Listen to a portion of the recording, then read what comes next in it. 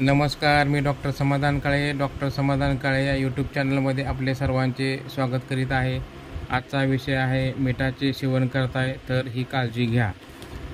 बरेचदा आपण एखाद्या पदार्थावर चव वाढवण्यासाठी वरून मीठ शिंपडतो.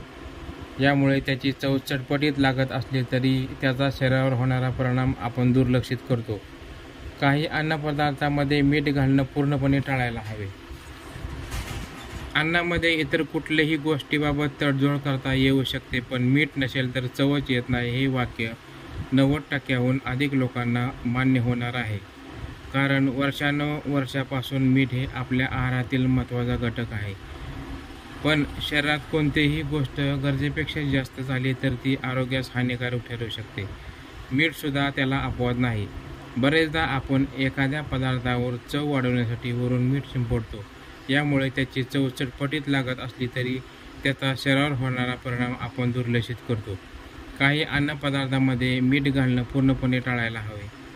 दह्यामध्ये मीठ टाकणे. खूप लोकांना दह्यामध्ये मीठ टाकण्याची सवय असते, पण ही सवय आरोग्यासाठी घातक ठरू शकते. कारण दह्यात नैसर्गिकरित्या थोडं मीठ आधीच असतं. त्यावरून अधिक मीठ टाकल्यास दह्यातील लाभदायक जीवाणू म्हणजे प्रोबायोटिक नष्ट होऊ शकतात. आयुर्वेदामध्ये सुद्धा दूध आणि दुग्धजन्य पदार्थांमध्ये मीठ टाकणं वर्ज्य मानलं गेलेलं आहे.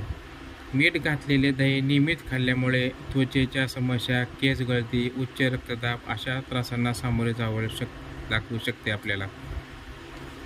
कच्च्या सॅलडवर मीठ.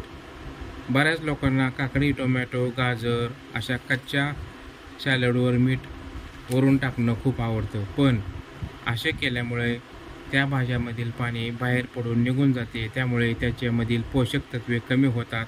तसेच मिठामुळे शरीरातील सोडियमचे प्रमाण वाढून वॉटर रिटेन्शन म्हणजे शरीरामध्ये पाणी साठून राहते. त्यामुळे किडनीवर जास्त दबाव येतो आणि किडनीचे विकार आणि उच्च रक्तदाब उद्भवू शकतो. सॅलड हा नैसर्गिक फायबर आणि हायड्रेशनचा स्रोत आहे. त्यामुळे ते जसे आहे तसेच खाल्ले तर अधिक फायदेशीर ठरू शकते. फळांचा किंवा भाज्यांचा रस पिताना त्यामध्ये चव वाढवण्यासाठी आपण चिमूटभर मीठ घालतो, पण असे केल्याने त्या रसातील पोषक तत्व कमी होतात. तसेच शरीरातील सोडियमचे प्रमाण अनावश्यकपणे वाढते. मीठ घातलेला ज्यूस पिल्याने काही वेळेस डिहायड्रेशन होण्याची शक्यता जास्त असते. त्यामुळे कोणताही ज्यूस शक्यतो नैसर्गिक स्वरूपामध्ये कोणतेही साखर किंवा मीठ न घालता प्यायला हवा. अलीकडच्या काळामध्ये फ्रूट डिश नावाचा प्रकार उदयाला आहे. हे फ्रूट चाट करताना त्यावर मीठ बुरबुरले जाते. त्यामुळे फळातील व्हिटॅमिन सी सारखी पोषक तत्वे कमी होऊन जातात. ताक, लस्सी आणि रायता यासारख्या दुग्धजन्य पदार्थांमध्ये सुद्धा मीठ घालणं आयुर्वेदात विरुद्ध मानले गेलेले आहे. यामुळे पोट फुगणे, गॅस, अपचन समस्या व त्वचेच्या समस्या, शरीरामध्ये जडपणा जाणवू शकतो. जर तुम्हाला रायता करताना थोडं मीठ हवं असेल तर तडका देताना मीठ मिसळून घालणे योग्य आहे.